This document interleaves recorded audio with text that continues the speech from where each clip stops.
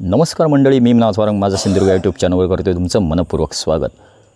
आज आपण आहोत आपल्या सिंधुदुर्ग जिल्ह्यातील कुडाळ तालुका आणि कुडाळ तालुक्यातील तेंडोली गाव आणि या ठिकाणी पाहायला गेलं तर दशावतार कलाकारांची खाण समजली जाते।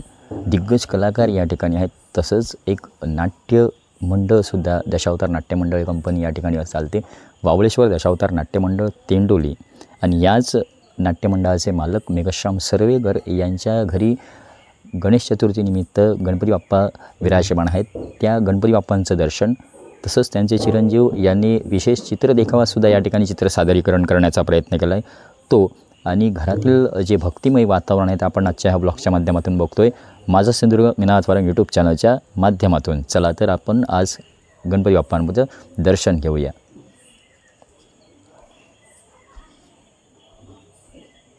नमस्कार मित्रांनो, माझं नाव श्रेयस मेघश्याम सर्वेकर।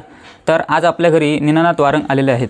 माझा चॅनल या यूट्यूब चॅनलच्या माध्यमातून आज आपण आमच्या घरी गणपती बाप्पा विराजमान झालेले आहेत। आज 16वा दिवस आहे, 17 दिवस गणपती बाप्पा विराजमान झालेले आहेत। तरी ब्लॉगच्या माध्यमातून आतमधील गणपती त्याचबरोबर करण्यात आलेला देखावा या सर्वांचं चित्रीकरण आज निनानाथ वारंग करणार आहेत। तर सर्वप्रथम त्यांचे आधी आभार। तर समोरच तुम्हाला स्वागतासाठी दिसत आहेत ते फायबर मटेरियलमध्ये हे दोन आम्ही मॉडेल्स केलेले आहेत।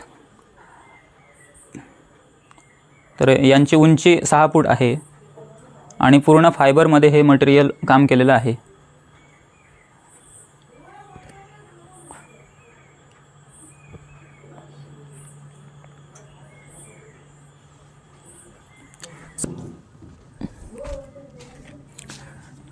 तर समोरच तुम्ही पाहू शकता गणपती बाप्पाची सुंदर आणि सुबक मूर्ती आपल्याला दिसत आहे। याचं संपूर्ण काम आमच्या गणपती चित्रशाळेत झालेलं आहे। तर आमच्याकडे नाही म्हटलं तरी 80-90 गणपती असतात। सगळ्या मातीच्या मूर्त्या आपल्याला पाहायला मिळतील। त्यातीलच आमच्या घरातील ही गणपती बाप्पांची विराजमान झालेली मूर्ती आपण पाहू शकता।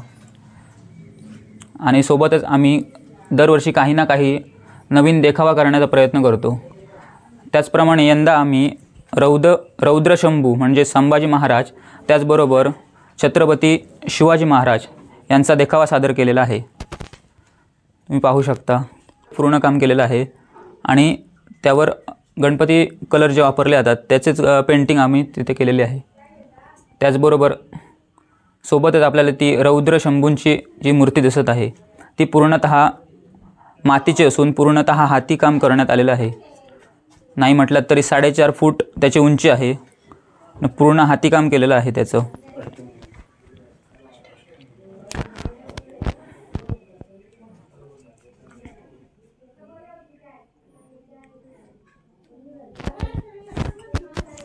आणि मागच्या पिलरवर आपल्याला बघू शकता आपण अष्टविनायकांची मूर्ती आपल्याला दिसत आहेत।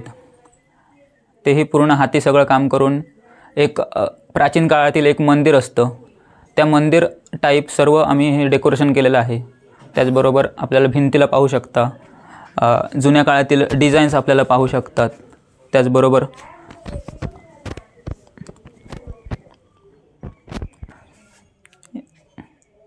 या भिंतींवर आपण पाहू शकतात जुन्या पद्धतीचं पेंटिंग आपल्याला दिसू शकतं।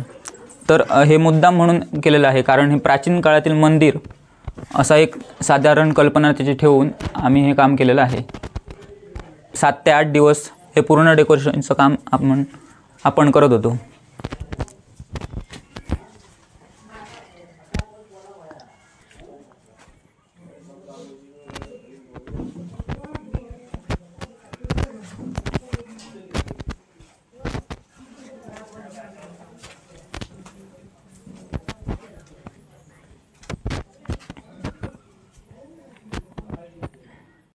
या ठिकाणी या वावळेश्वर दशावतार नाट्य मंडळाचे मालक मेघश्याम सर्वेकर आपल्यासोबत आहेत आणि त्यांच्याशी आपण चर्चा करतोय। ही जी गणपती बाप्पांची जी मूर्ती आहे ती त्याचे मूर्तिकार कोण आहेत?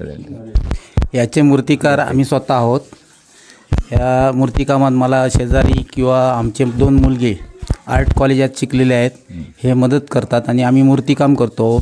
80-90 गणपती आम्ही करतो दरवर्षी आणि ही मूर्तिकला म्हणजे मातीकाम करूनच, मातीच्या गणपती आमच्याकडे सर्व असतात, प्लास्टरचा गणपती एकही नाही.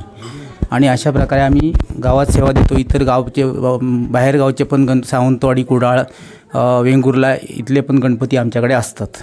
म्हणजे पूर्ण म्हणजे POPचा या ठिकाणी वापर नसतो, मातीच्या सर्व गणपतींचा या ठिकाणी वापर करण्यात आलेला असतो.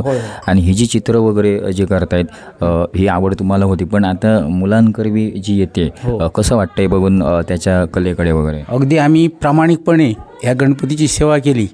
आमचे गुरुजी दत्ताराम खानोलकर यांनी मला शिकवलं आणि त्याच्यानंतर आम्ही त्यांच्या आशीर्वादाने, रवळनाथाच्या आमच्या कृपेने, आमच्या वावळेश्वर हनुमंताच्या कृपेने ही माझ्याजवळ कला आली. मी लोकांची सेवा केली प्रामाणिकपणे आणि त्याचा आशीर्वाद लोकांनी आणि आमच्या गुरूंनी, त्याचबरोबर आमचा गावचा देव रवळनाथ गणपती गजानन यांच्या कृपेने आता मी समाधानी आहे. कारण काय, माझे मुलगे पण ह्या कलेत पारंगत आहेत आणि काम करत आहेत. त्याशिवाय भाऊ, आमचा पुतण्या, शिवाय आमचे शेजारी वगैरे आम्हाला ह्या कलेत मदत करतात. त्यांच्या मी आभार मानतो. आणि अशाच प्रकारे ही कला पुढे चालू या असं मी त्यांना पण विनंती. तसंच ही मूर्तिकला झाली, तसंच वाद्यांमध्ये सुद्धा संगीत क्षेत्रामध्ये या घरात साधारणतः कलाकारांची संख्या कशा रीतीने आहे, काय सांगाल? या घरामध्ये आमचे पूर्वी काका भजन चालवायचे, आमचे शेजारी गणपत मळेकर चालवायचे, सदानंद गावडे चालवायचे, त्याच्यानंतर काका आमचे चालवायचे. तर हे खरावतेकर भजन मंडळ म्हणून चालवायचे. आमचं ह्या पंचक्रोशीत नाव होतं खरावतेकर भजन मंडळाचं.